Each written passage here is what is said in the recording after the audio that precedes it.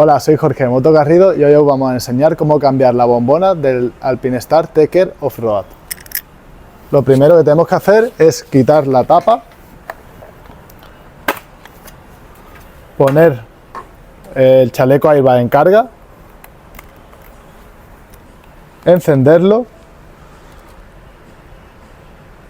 Ahora vamos a detectar cuál es la bombona que ha explotado. En este caso es la derecha. Ya podemos apagarlo, quitamos la bombona, cogemos este pequeño destornillador, lo metemos aquí en esta hendidura, donde vamos a sacar esta pieza naranja para poder extraer esta toma y ya desenroscamos. Cogemos una bombona nueva y hacemos el proceso a la inversa. Enroscamos, ponemos el conector teniendo en cuenta esta mueca con esta, aseguramos, guardamos el destornillador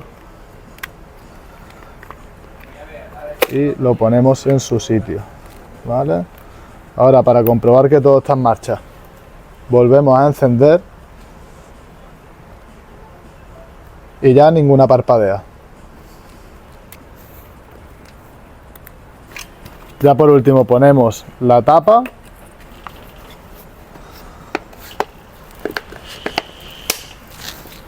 Pues listo, ya podríamos otra vez disfrutar de las dos explosiones del TEKR Off-Road.